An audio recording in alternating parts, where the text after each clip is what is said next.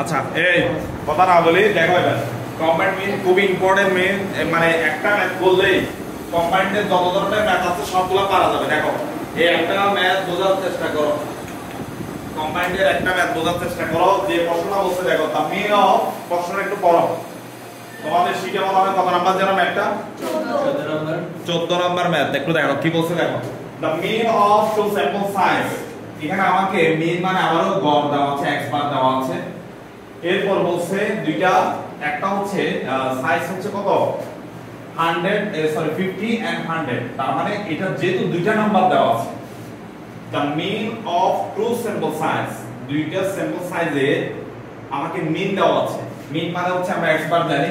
এবং সংখ্যা হচ্ছে 50 আবার 100 এই দুইটা কিন্তু আবার মিন না এটা হচ্ছে নাম্বার তার মানে এটা নাম্বার 1 এটা হচ্ছে নাম্বার 2 কেন নাম্বার 2 বলছি কারণ দুইটা নাম্বার দেওয়া আছে তাহলে প্রথমটাকে চিনার জন্য নাম্বার 1 বলছি পরেরটা নাম্বার 2 রেসপেক্টিভলি এদের গড়গুলো হচ্ছে নাম্বারগুলোর গড় হচ্ছে প্রথমটার গড় হচ্ছে 54 তার মানে এটাকে বলতেছি x বার 1 আবার পরেরটা হচ্ছে 50.3 তার মানে সেটাকে বলতেছি x বার 2 তাহলে আসেন আবার একটু প্রথম থেকে বলি the mean of two sample size দুইটা স্যাম্পল সাইজে আমার মিন মানে গড় দেওয়া আছে সেক্ষেত্রে গড়ের ক্ষেত্রে নাম্বার 1 প্রথমটা হচ্ছে 50 আর পরেরটা হচ্ছে নাম্বার 2 তার মানে এটা হচ্ছে 100 দুইটার গড় প্রথমটার গড় হচ্ছে 54 এটাকে x বার 1 বলতেছি আর দ্বিতীয়টার গড় হচ্ছে x বার 2 দ্বারা প্রকাশ করতেছি গড়কে সবসময় আমরা x বার দ্বারা প্রকাশ করি এটা তো বলছে আমাদের প্রশ্ন এবার প্রশ্নের পরেরটা কি বলছে দেখো বলছে স্ট্যান্ডার্ড ডেভিয়েশনকে একটু আগে বলছিলাম সিগমা অথবা এসবি দ্বারা আমরা প্রকাশ করতে পারবো এই স্ট্যান্ডার্ড ডেভিয়েশন প্রথমটা কত বলছে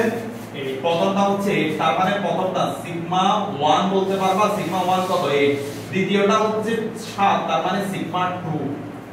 তাহলে প্রথমটা হচ্ছে সিগমা 1 হচ্ছে 8 এবং সিগমা দ্বিতীয়টা হচ্ছে কত 7 এটা দেওয়া আছে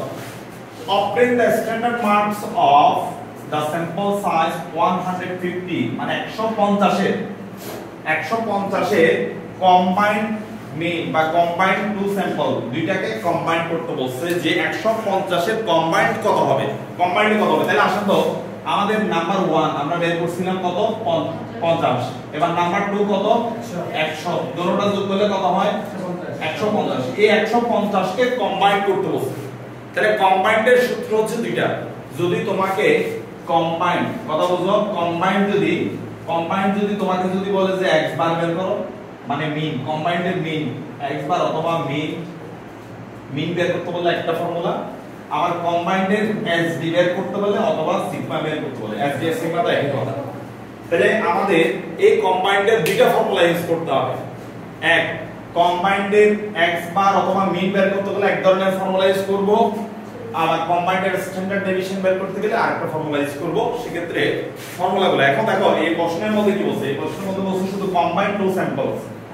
এখানে শুধুমাত্র কম্বাইন্ডের স্যাম্পল করতে বলছে তাহলে কম্বাইন্ডের স্যাম্পল করতে বললে সেক্ষেত্রে আমরা মিনও করব স্ট্যান্ডার্ড ডেভিয়েশন করব মানে কিছুই উল্লেখ করে দেয় নাই তুমি কি কম্বাইন্ড কি মিন বের করবে সেটাও বলে দেয় নাই কম্বাইন্ড কে স্ট্যান্ডার্ড ডেভিয়েশন করব সেটাও বলে দেয় মানে কোনটা যদি মেনশন করে না দেয় তাহলে আমরা দুইটাই করে দিব আর যদি বলে যে তোমার প্রশ্ন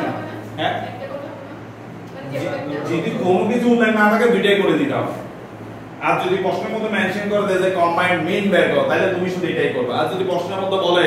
যে কম্বাইন্ড স্ট্যান্ডার্ড ডেভিয়েশন করো তখন এই ফর্মুলাটা ইউজ করবে তাহলে আসলে দুটোটা ফর্মুলা লিখি সেটা লিখে নিই তাহলে প্রথমটা হচ্ছে কম্বাইন্ড মিনের ফর্মুলাটা একটু লিখে রাখো তো মিনটা আগে করব তারপর আমরা স্ট্যান্ডার্ড ডেভিয়েশন করব মিনের ফর্মুলা এখানে প্রশ্নের মধ্যে লিখে রাখো সুন্দর করে যে কম্বাইন্ড মিনের ফর্মুলাটা একটু লিখে রাখো এরপর আমরা ম্যাথে যাচ্ছি কম্বাইন্ড মিন ফর্মুলাটা একটু লিখে রাখো প্রশ্নটাতে কোন আলোচনা করলাম এবার আমরা ম্যাথ নিয়ে আলোচনা করব আগে সূত্রটা একটু লিখে নাও দ্রুত কম্বাইন্ড মিনের ফর্মুলাটা লেখো এরপর আমি এটা কিভাবে আনসার করব সেটা দেখাচ্ছি তাহলে দেখো এখন এখানে আমাদের যে ফর্মুলাটা ইউজ করছি কম্বাইন্ড মিনের এই ফর্মুলাটা ইউজ করছি একটু আগে তোমাদেরকে মানগুলো আমি বের করে দেখাচ্ছিলাম সূত্র থেকে বের করে দিয়েছিলাম যে n1 কত n2 কত সেটা লিখে দিয়েছিলাম তোমাদেরকে তাহলে ওইভাবে তোমরা প্রয়োগ করো সূত্রের মধ্যে আমি একটু আগে লিখে দিয়েছিলাম যে n1 কত হবে n2 কত হবে প্রশ্ন থেকে তোমাদেরকে বলছিলাম তাহলে এটা তোমরা একটু প্রয়োগ করলে তো মানগুলো আনসার বের হয়ে যায় দেখি বের করার চেষ্টা করেন সবাই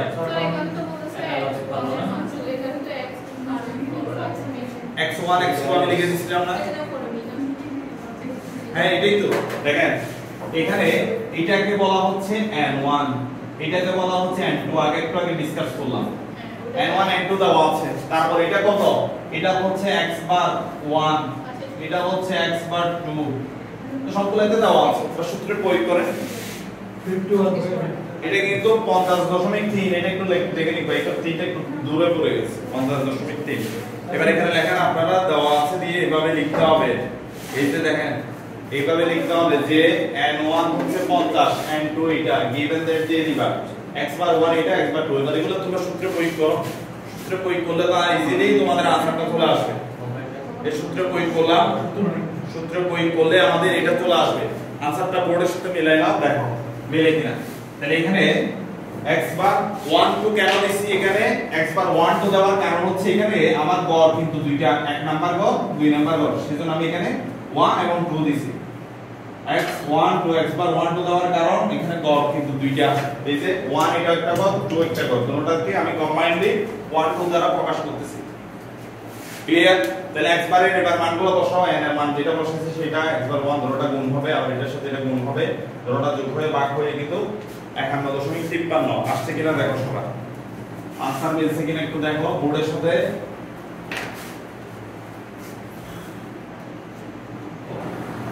এখন দ্বিতীয় নাম্বার সূত্রে আমাকে যে প্রশ্নটা বলছে যে কম্বাইন্ড স্ট্যান্ডার্ড ডেভিয়েশন বের করো কম্বাইন্ড স্ট্যান্ডার্ড ডেভিয়েশনের ফর্মুলা হচ্ছে এটা ফর্মুলাটা আগে তোমরা তুলে নাও এরপর আমি ম্যাথটা কিভাবে করবে বলতেছি দেখো তাহলে এখানে আমরা একটু আগে বলছিলাম আমাদের যে n1 আমি এখানে লিখে রাখি কি কি ছিল আমাদের n1 এর মান আমরা বের করছিলাম কত 50 এরপর n2 কত ছিল 100 এরপর x বার 1 কত বের করছিলাম 54 এরপর x বার 2 কত লিখছিলাম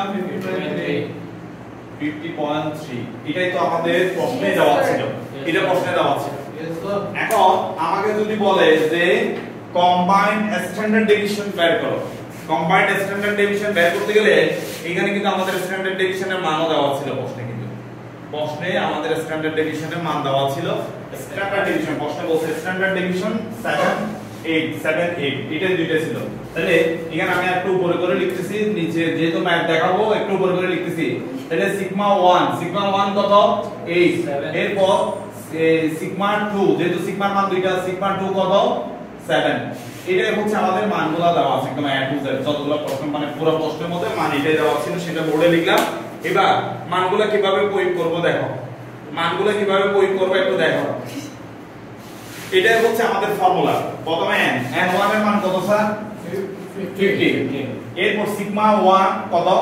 এখানে কিন্তু সিগমা 1 স্কয়ার মানে সিগমা 1 যেটা থাকবে তার উপর স্কয়ার হবে তাহলে সিগমা 1 কত স্যার 7 সরি সিগমা 1 8 এর উপর কিন্তু স্কয়ার হবে 8 এর উপর স্কয়ার হবে এরপর n2 কত 100 এরপর হচ্ছে তোমার সিগমা 2 এর উপর স্কয়ার হবে সিগমা 1 যদি এটা হয় সিগমা 2 এখানে লিখে দিয়েছি সিগমা 2 এর উপর স্কয়ার মানে 7 এর উপর স্কয়ার হবে এরপর n1 d1 এবার n2 d2 দেখো এখানে n1 তুমি জানো কিন্তু d1 এর মান বের করি নি আমরা আবার n2 এর মান তো বোর্ডে লেখা আছে d2 এর মান লিখি নাই তাহলে দেখো d1 d2 কিভাবে বের করব সেটা বোর্ডে একটু দেখাই d1 d2 কিভাবে বের করব সেটা একটু দেখাচ্ছি দেখো যখনই আমরা d1 বের করব d1 স্কয়ার যখন আমরা বের করব সেক্ষেত্রে আমাদের এই ব্র্যাকেটগুলো ইউজ করতে হবে দুদিকে x বার 1 কত স্যার x বার 1 হচ্ছে স্যার d2 একটু বুঝে নেন একটু লেখা স্টপ করেন d1 এটা একটু বুঝে নেন পরীক্ষা ভুল করে ফেলবেন একটু বুঝে নেন d1 স্কয়ার বের করার নিয়ম হচ্ছে সামেশন অফ x বার প্রথমে যেটা আছে x বার 1 কত 54 এটা লিখলাম এরপর আমাদের কম্বাইন্ডের একটা आंसर পাইছি না কম্বাইন্ডের একটা आंसर পাইছি একটু আগে উত্তর 51.53 কম্বাইন্ড মিন এর সূত্র आंसर পাইছি ওইটা লিখব এবার এটা থেকে এটা বাদ দিব বাদ দেওয়ার পরে যে মানটা আসবে সেটাকে স্কয়ার করব অনেক সময় কেমন হয় এখানে 51 এর জায়গায় মনে করো তোমার 55 আসছে কি বলছি 54 মাইনাস কি 55 তার মানে এখানে কিন্তু মাইনাস চিহ্ন আছে তার মানে आंसरটা কি আসবে পজিটিভ আসবে এখানে কিন্তু যে মানটাই আসুক মানে ব্র্যাকেটের ভিতর মাথায় রাখবা ব্র্যাকেটের ভিতরে যদি মনে করো -5 আসছে সেটা ব্র্যাকেট তোলার সাথে সাথে সেটা কি হয়ে যাবে মানে কোন একটা নেগেটিভ মান থাকলে সেটা কি হয়ে যাবে পজিটিভ। তার মানে এখানে ব্র্যাকেটের ভিতরে যদি যোগ বিয়োগ মানে বিয়োগ করার পরও যদি দেখো যে আনসারটা নেগেটিভ, তবে সেটা কি হয়ে যাবে? পজিটিভ হয়ে যাবে। এই জিনিসটা তোমাদের মাথায় রাখতে হবে। তাহলে এখানে কম্বাইন্ডের যে d1 এর ক্ষেত্রে প্রথমে d1 বের করতে গেলে x বার 1 থেকে টোটাল কম্বাইন্ডটাকে বাদ দিতে হবে। এখন আমি যদি d2 বের করি, d2 বের করতে গেলে